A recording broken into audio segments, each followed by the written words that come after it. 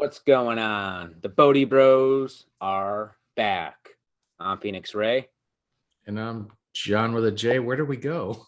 Yeah, Well, it's been a week, right? we're back. All right, we're back. We're back. We're Hey, back. maybe we can make this less of a we're back thing. And hey, we'll see you tomorrow. That would be kind of cool. Yeah, Or we're just omnipresent. right, right. That sounds like a lot of work, though. But hey, I'm open for adventure. What are we doing today, Ray? We are going to do a conscious conversation with the cards. So John has a deck, and so we come in here. We have no idea what we're going to talk about. We do. Oh, there it is. The mystical Shaman Oracle. Show them that box that came in. That's a nice box. It's on the other side of the table, Ray. So yeah, it is a pretty cool box, man. This is if I could figure out how it works. It's hilarious. Oh my god, why can't I figure? Okay, there it is. Yeah, it's got like a magnetic like thing, so that it opens up. It's a big box, and then the deck itself sits in here. And it's got the nice little ribbon and stuff. Yeah, it's cool, man. It closes like that. The back of the box is pretty too. Yeah, this was a gift that I got from my partner, and I use it a lot more than she does. But hey, all right, it's the gift that keeps giving. So what we're going to do is, like I said, we come in, we have no idea what we're going to talk about. So John's going to pull a card. Whoa, we lost Ray. Come on, internet.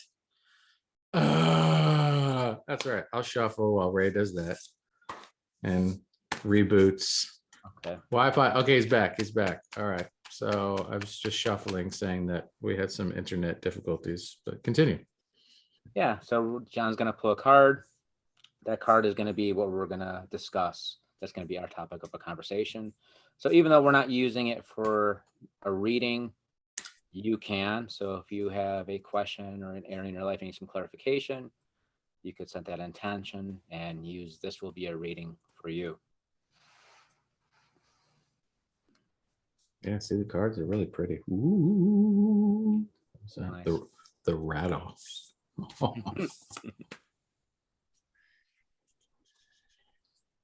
right, here we go. All right, here it is. All right, Ray, I'm going to let you help with this. Okay, so you tell me. I'm just going to move the hand around and like a tarantula. Stop here. Right in there, somewhere in there.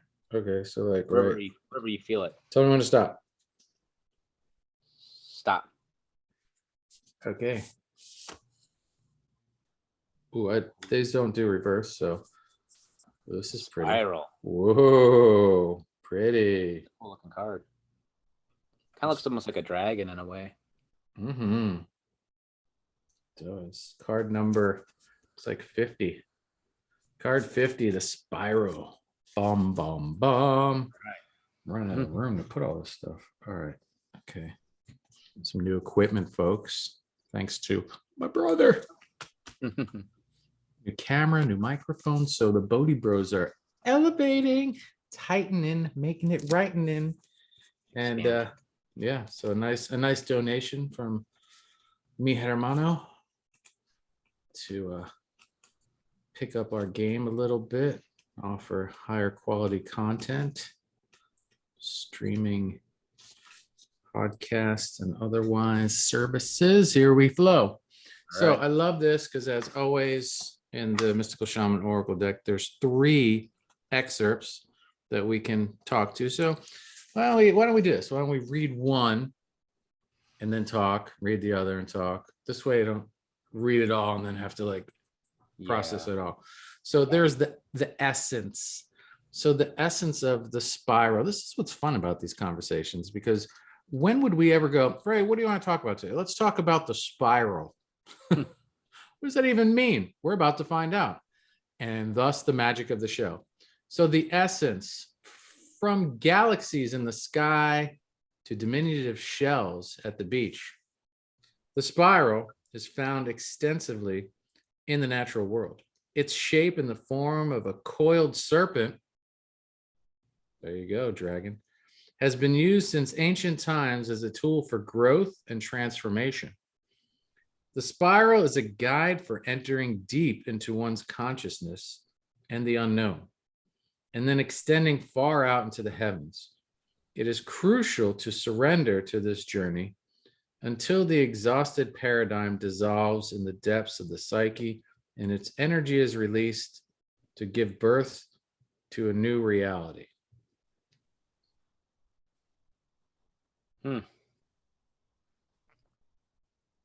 Yeah. Do you have anything so far? Or do you want me to continue? What came to me was a surrender to expansion. Because I see, I don't know, I kind of saw like the spiral as your expansion, expanding outwardly. And that in some ways, I think that, sometimes we try to force our spiritual growth. And sometimes we try to be something other than where we are. We try to be where we're at right now, where we think we are in a spiritual, made up mental chart. We may think we're here, but we want to be here. I want you to be somewhere else, something other than where I'm at right now. So sometimes we try to do these spiritual practices and try to elevate ourselves and do, self-improvement. And there's nothing wrong with that. You could do all that stuff, but I think your expansion is going to happen no matter what you do. I think no matter what you do you're gonna eventually, because that's just how it is. Right. We're like a seed. A seed gets planted, it gets water, it gets light, it grows. That growth is going to happen, whether Right. you try to resist it or you try to elevate it, it's going to be. So sometimes I think it's just a surrender to the process of it and just be conscious with your growth and allow and be yourself. Be yourself. We're coming back to that, huh? Yeah. And in being ourselves and allowing this natural evolution of sorts within ourselves and learning to release resistance to anything and everything, we can shed, right? Like the snake, right? The serpent, and shed that layer and aspire into that next layer of awareness, knowing, consciousness, and being, right?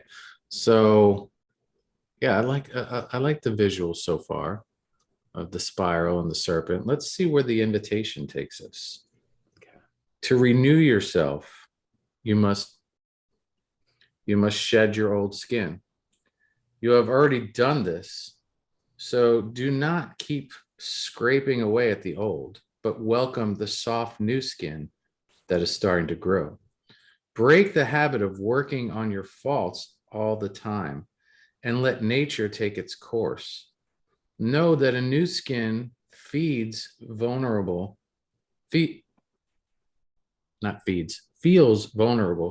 and scary at times.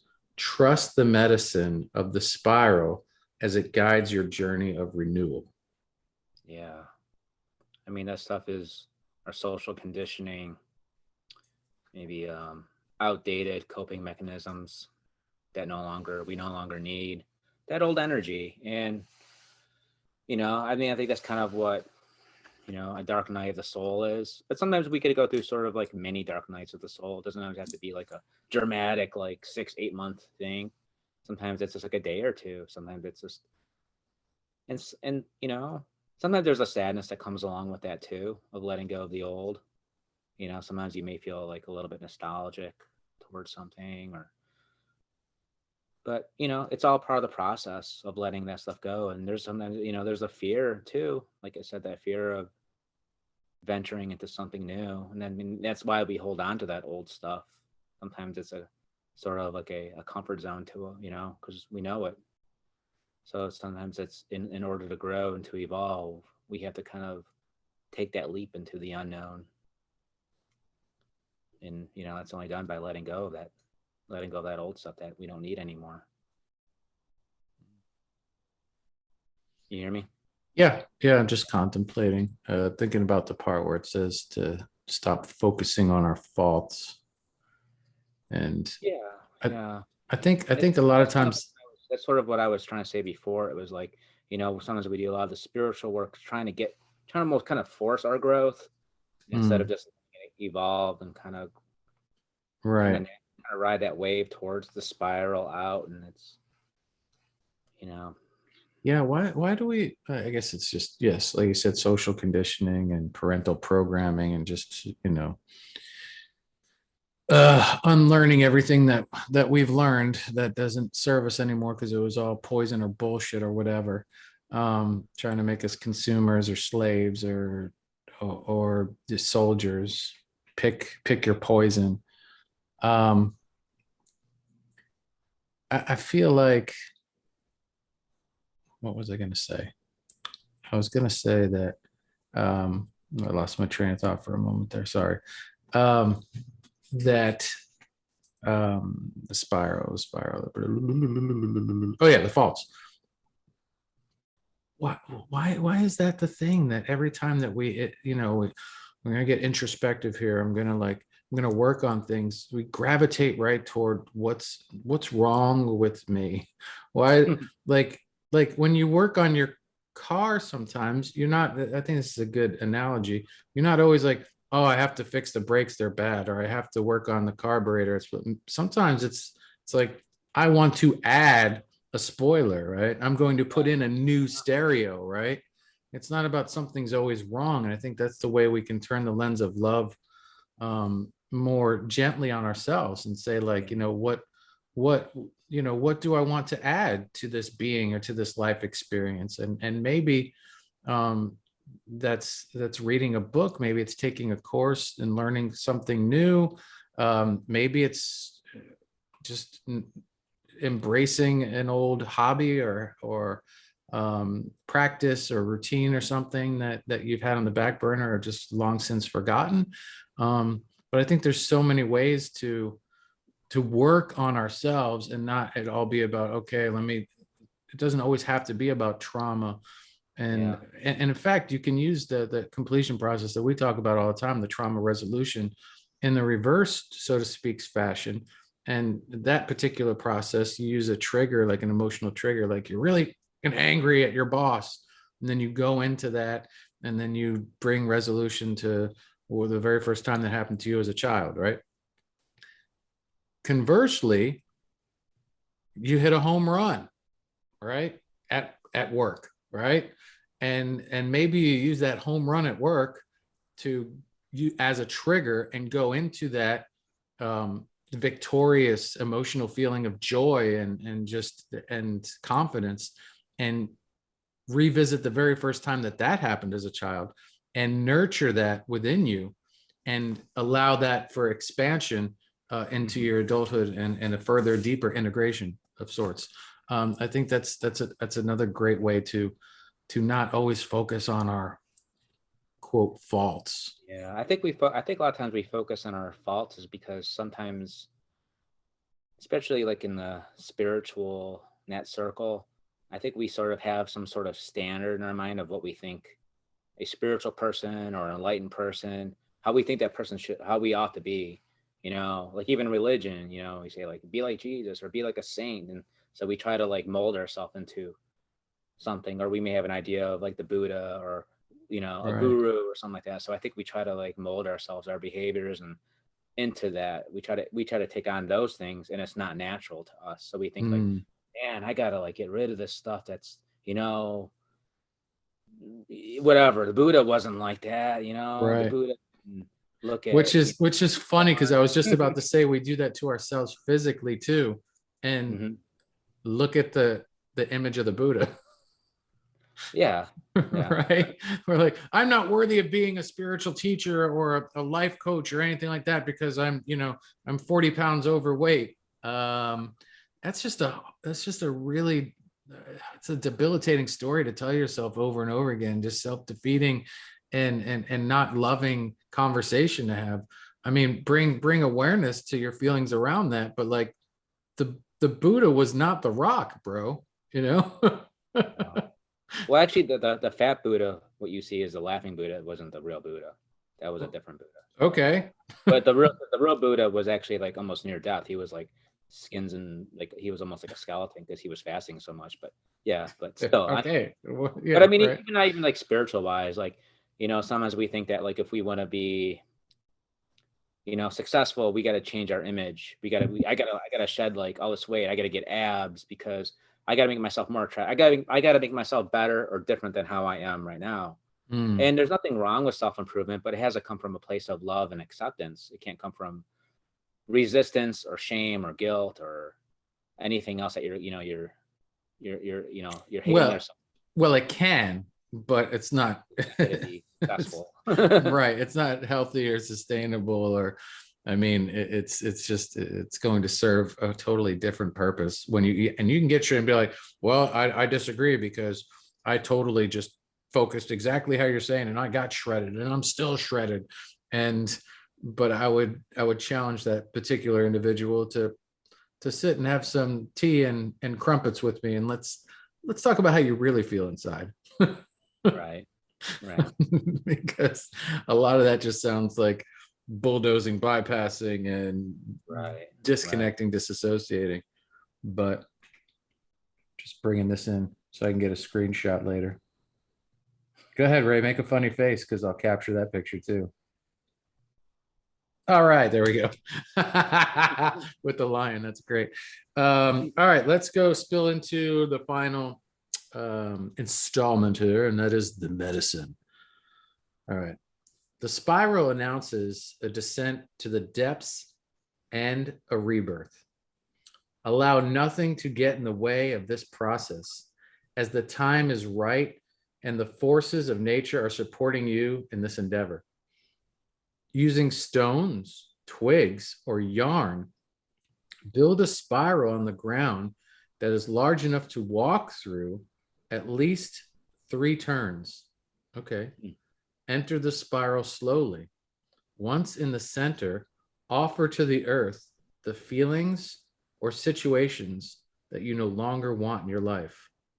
As you walk back the way you entered, feel recharged for your new journey. I love stuff like this. I don't think we do enough like ceremonious and like intentional practices like this, and like Yeah. building grids and like little things. It reminded me like when I did that silent retreat in New York. I forget where that was in New York. I can't think of the Garrison Institute. There Yeah, was a outside, and you could walk through this labyrinth, and it was yeah. pretty, and you could walk through it, and it's kind of reminding me of that, like going through a labyrinth, going through that spiral, and and being in that journey and just being present, using that as a meditation.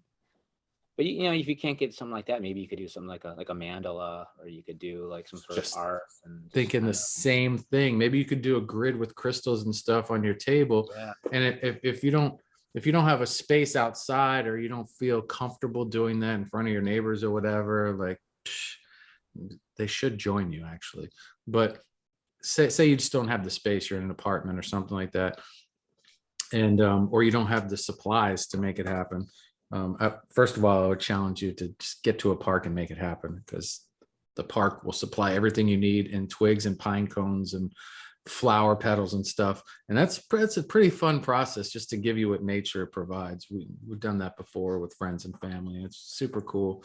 The things that are just there for the taking, and that actually beckon you to use in such a beautiful, just coming together of spirits and sorts. But yeah, use, like Ray said, man, a mandala, or build a crystal grid on the table, or get some of your art supplies or books or whatever, and then envision yourself physically, maybe shrink yourself, and envision yourself walking in this little spiral exactly the way the card said to, walking in, inserting whatever it is you feel called to insert, and then leaving.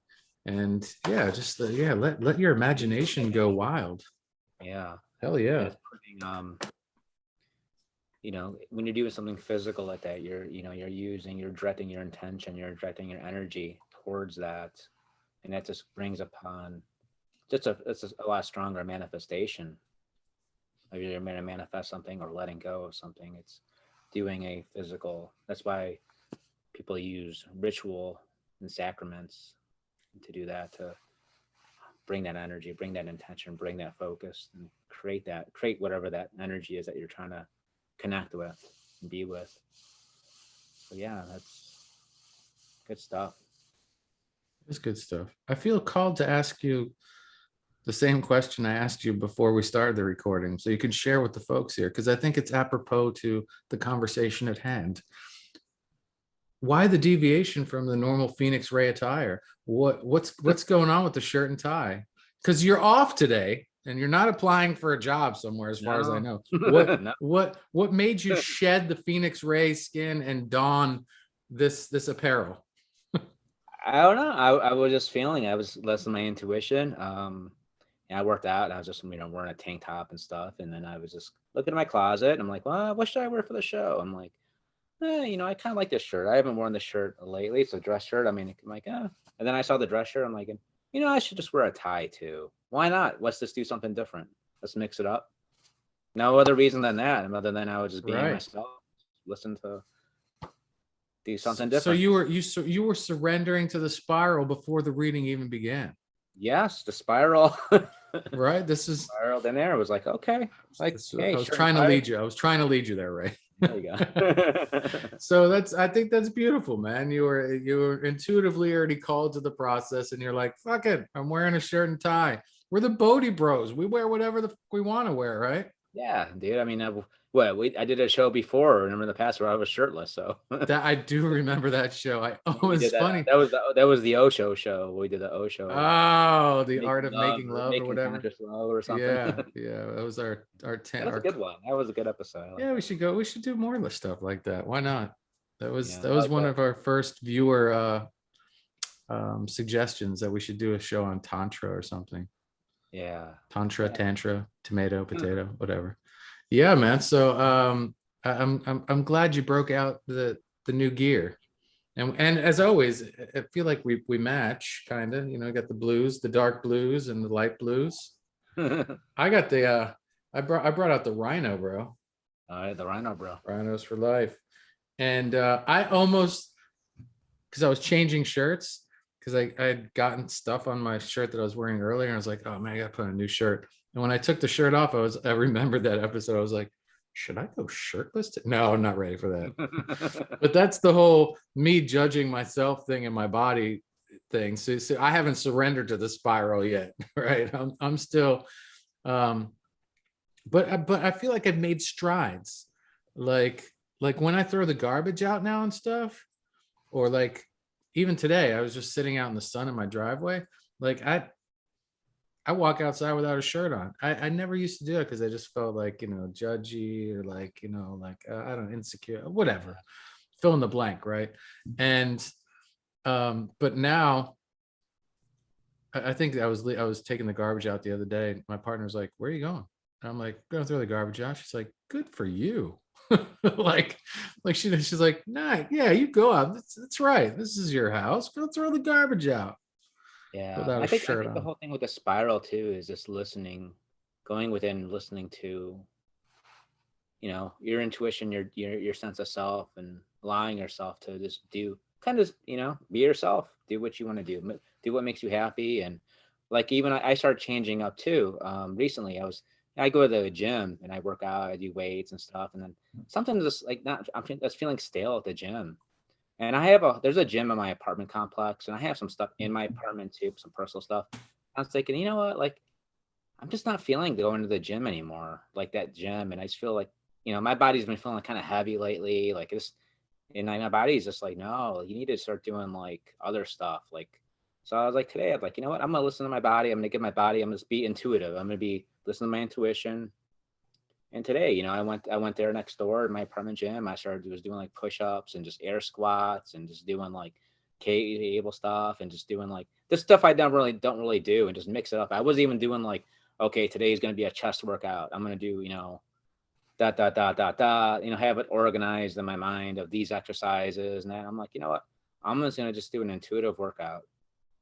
I love that too. And just do, and it was great. I loved it. And I was sweating. I was, out of breath, and right.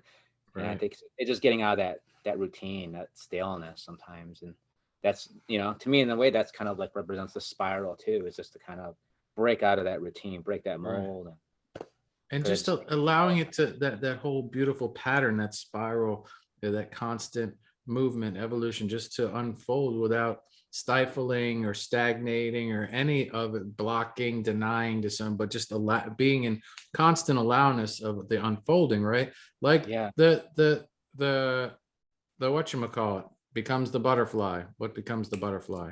caterpillar. That's right. That's the word I'm looking for. The caterpillar becomes the butterfly. It's not a process that it's like, how many sets do I have to do before I can graduate to becoming the butterfly? Like, it's just part of their process, right? Because Caterpillar surrender. they're an allowance to that metamorphosis, right? Think of the snake when it sheds its skin, because we're talking about the serpent and the spiral, right? Like, it just does it because it's time. And like Right. you were like, I'm just going to do these exercises because that's what I feel called to do. And I feel like we need to not call ourselves out, but bring attention to ourselves and each other to really embrace more of a human being experience, right? We're spiritual beings in a human body, however you want to dial it up, whatever phrase you want to put on it. But stop the nonsense and that you've got to do. And he said, and she said, who the fuck are these people telling me how to live my life? Right. Like, stop it. Stop. None of this is loving, or none of this is like gonna, just stop. Shut up. Like, let me be. I'm not hurting you. I'm not helping you. I'm not getting in your way. I'm just doing me. We can get together and do stuff together. And that's the human experience, connection, being one, because we are, but we can't do that unless we stop pointing the fingers and saying, oh, you should, you shouldn't. I did, he didn't, blah, blah, blah. That's such ridiculous, counterproductive nonsense. And I think sometimes too, we do that purposely. We look for a teacher, we look for an expert to tell us what to do. And sometimes it could be okay with advice, but you got to, listen to that person has to say, like, but you need to do your own thing. It's your life. You got to work what works for you. Someone could be like, let's say exercise. Oh, you need to, do a push pull, do these exercises on this schedule, eat 1 gram of protein for this and do this. And it's like, if you wanted like that, and people do that. And then sometimes but it could work. It could work if you're in alignment to it. But sometimes, but the problem is though, then you hear someone else who gets great results doing something totally different than that. And you're like, how come that person's successful and that person is sick, and they're doing different things, and they cause all this confusion within yourself, all these other resistance, because you always think, guessing. It's like sometimes you just gotta push all that stuff away and just go within and listen to what your body needs, what your soul needs, and just do that. And it's magic, man. When you really start listening to that conversation, that internal conversation, he, she, they, those voices inside you have all the answers, man. They have all the answers. It's just we become creatures of just programming ourselves to not listen to those conversations because these forces that be want us to listen to them because they're serving their agenda. When we can unplug from this crap and just plug into this, dude, that's when the synchronicities happen and the dots start being connected and the constellations line up and you're like, whoa, life is actually magical. Yeah. And you'll say something in public and you'll hear a horn beep. And that's a horn of affirmation, man. Or you hear a bell go off or a phone ring right at the end of your sentence. I was doing this with a friend of mine the other day, and it was just blowing his mind and even mine to this day, even though it happens all the time, how emphatically this was happening at the end of like important sentences and stuff. And then when we would laugh or like question it in the moment, then there would be another like horn, like right behind it, like another exclamation point or something, like, come on, like to tickle you too. Like, come on, man. Like, seriously, it's the truth. Beep, beep, beep. And I mean, it's things like that where if you're open to listening and you just like in your workouts or whatever, you may have heard like maybe you were at a part of your workout, Ray, where you're like, what should I do next? And you hear someone say, I'm heading over to the squats, man. And you're like, you know what? I do need to do some squat.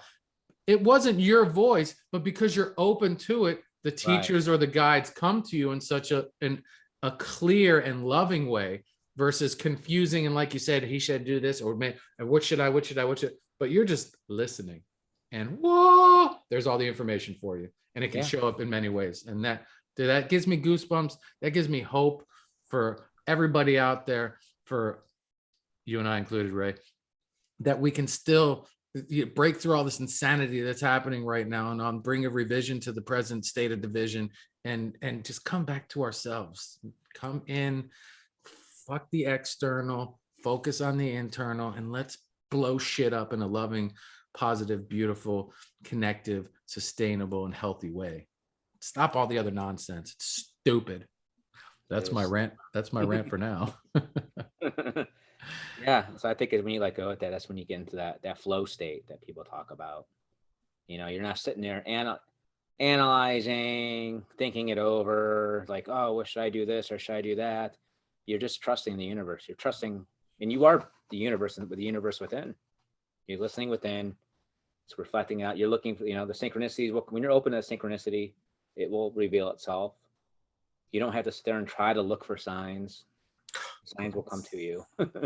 and you know what? It's even fun. It happens with street signs.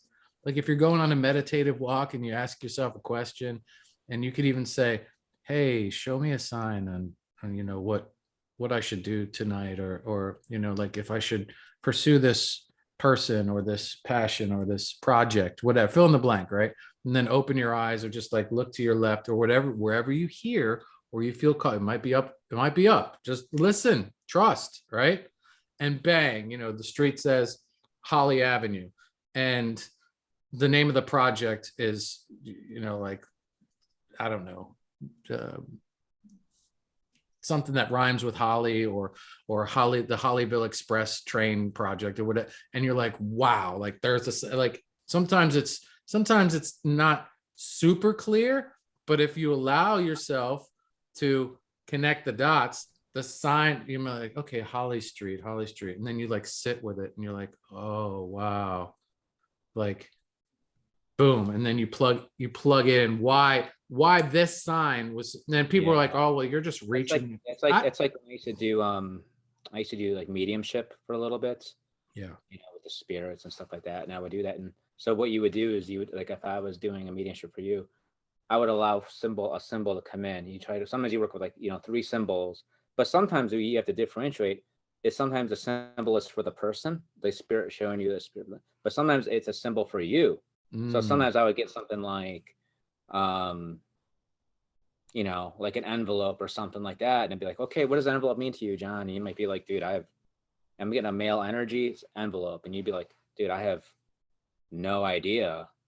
We're like, okay, then it'd be like, that's a sign for me. So I have to look at what does an envelope represent? Okay, envelope represents, a message. It could be like a secret message, or it could be, something, whatever that means to me. So it's like, yeah. So sometimes it's, it's what that message means for you. A lot of times, I see stuff online where people will be like, I had a dream and this, I was in a red car. What does that think that means? It's like, what does it mean to you? Right. I love when they're cryptic.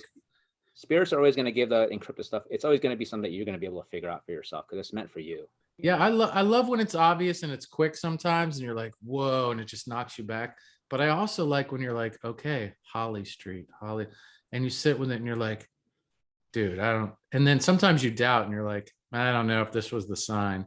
And then, but you walk with it and you don't push it away. You still allow it, and then it hits you and you're like, oh shit. Yeah. That's the best when it hits you like that. What? Yeah, and you're like, wow, I almost gave up on Holly Street, and that was the fucking answer. Like, how many times that's happened? How many times have I crossed by Holly Street, man, and been like, I don't know.